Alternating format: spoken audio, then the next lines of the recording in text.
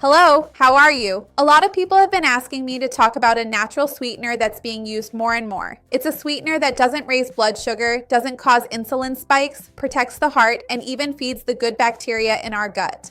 It almost sounds too good to be true, right? But it exists, and I'm going to tell you all about it today. Stay until the end. You won't want to miss this. Before we start, I want to ask you, what do you use to sweeten your drinks, your meals, your daily recipes? Do you use sugar? If you use sugar, what kind of sugar do you use? Do you use sweetener? If you use sweetener, what kind of sweetener do you use? I would love to see your comment. Remember to like the video. That really helps me out here on the channel, especially because it shows YouTube that you support the channel and trust my content. A lot of people choose to replace sugar with sweetener because of the issues with sugar, which really does mess up our bodies. Sugar is a type of carbohydrate with a very high glycemic index.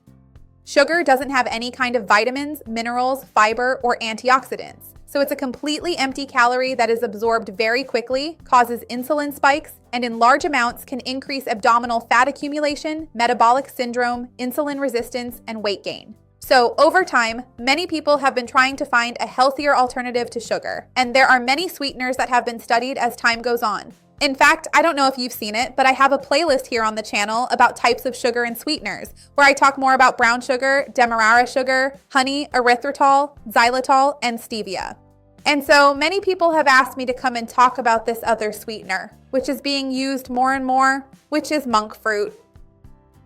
So today, let's talk about this natural sweetener, which has many beneficial and promising studies. This sweetener, which is being talked about and studied more and more lately, is monk fruit. Because in fact, it actually comes from these little monk fruits that monks used to consume way back in China. And from them, we extract exactly this specific compound that is very sweet.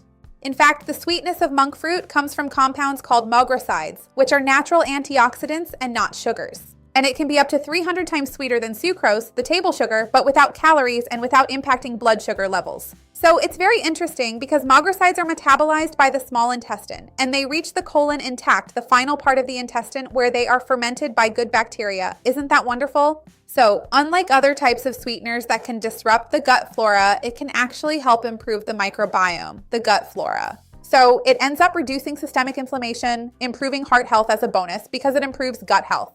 In fact, I have many videos here on the channel talking more about the relationship between the gut and immunity and the brain. I'll leave that down below in the description for you as well. Studies have already found that monk fruit can help the body gain health benefits, rather than just sweetening your food. It can, in fact, be a food that actually improves your health. It even has powerful anti-inflammatory and antioxidant effects, which can also improve heart and metabolic protection. When we protect the endothelium, which is something monk fruit can do, it improves the health of blood vessel walls. And this also improves your circulation and reduces the risk of hypertension. Besides that, it doesn't increase LDL cholesterol, the bad cholesterol, or triglycerides. So in studies with animals, it has even helped reduce fat accumulation in the liver, which is really interesting, preventing hepatic steatosis, which is diagnosed fatty liver. So it doesn't alter the gut microbiota, as I mentioned to you, and it doesn't cause oxidative stress in the pancreas. It preserves the functions of beta cells, which produce insulin, so it helps to sweeten your diet and brings health benefits. Another thing, of course, that we have to mention is that it helps with the weight loss process because it has a sweet taste but no calories. So this can really help you with weight control and obviously with blood sugar control. There's an even more interesting benefit of monk fruit because some sweeteners actually frustrate our brain a bit. The brain tastes something sweet, doesn't get any energy, and triggers a frustrated reward mechanism, which makes you crave more carbohydrates, right?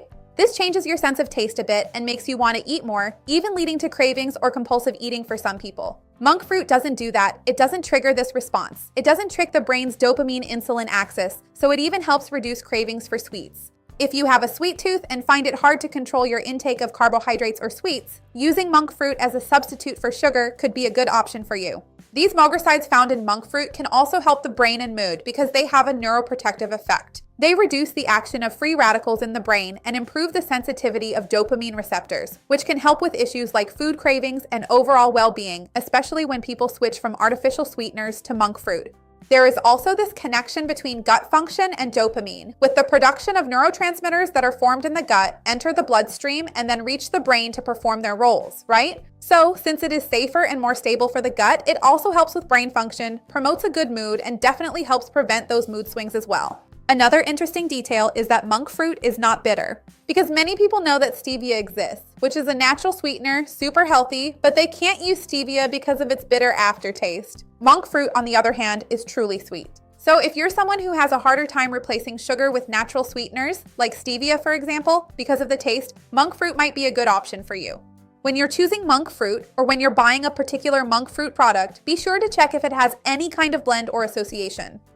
Ideally, you should choose a pure version, without maltodextrin, without dextrose, obviously. Give preference to brands that perhaps use another base sweetener, such as erythritol or even stevia, to help balance it out. And it's truly great because it can be easily used in hot drinks, cakes, desserts, and all sorts of low-carb recipes.